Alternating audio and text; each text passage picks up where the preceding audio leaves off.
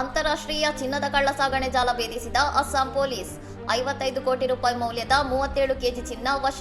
Yesterday night we had a very huge success under the guidance of our CP sir. We had a very huge success. This was probably the largest gold seizure ever done by Assam police. The total value would be more than 55 crores. ಗುವಾಹಟಿಯಲ್ಲಿ ಭಿಕ್ಷುಕನಂತೆ ವೇಷ ಧರಿಸಿ 37 KG ಚಿನ್ನವನ್ನು ಕಳ್ಳಸಾಗಣೆ ಮಾಡುತ್ತಿದ್ದ ಮಹಾರಾಷ್ಟ್ರದ ಸಾಂಗ್ಲಿ ಮೂಲದ ಅಕ್ಷಯ್ ಬನ್ನೋಡೆ ಎಂಬಾತನನ್ನು ಅಸ್ಸಾಂ ಪೊಲೀಸರು ಬಂಧಿಸಿದ್ದಾರೆ. ಕಾರ್ಗುಲಿ ಪ್ರದೇಶದಲ್ಲಿ ಕಾರ್ಯಾಚರಣೆ ನಡೆಸಿದ ಪೊಲೀಸರು ಕಂಬಳಿಯೊಳಗೆ ಅಡಗಿಸಿಟ್ಟಿದ್ದ ಅಂದಾಜು 55 ಕೋಟಿ ರೂಪಾಯಿ ಮೌಲ್ಯದ 24 ಕ್ಯಾರೆಟ್ ಚಿನ್ನವನ್ನು ವಶಪಡಿಸಿಕೊಂಡಿದ್ದಾರೆ.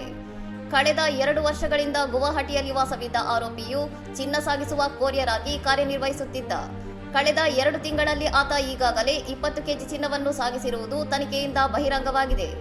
ಈ ಕಳ್ಳಸಾಗಣೆ ಜಾಲವು ಮಧ್ಯಪ್ರಾಚ್ಯ ಮತ್ತು ಮ್ಯಾನ್ಮಾರ್ ಸಂಪರ್ಕವನ್ನು ಹೊಂದಿದ್ದು ದೇಶದ ಮುಂಬೈ, ದೆಹಲಿ, ಕೋಲ್ಕತ್ತಾ ಮತ್ತು ಬೆಂಗಳೂರಿನಂತಹ ಪ್ರಮುಖ ನಗರಗಳೊಂದಿಗೆ ನಂಟು ಹೊಂದಿರುವುದು ಪ್ರಾಥಮಿಕ ತನಿಖೆಯಲ್ಲಿ ತಿಳಿದುಬಂದಿದೆ.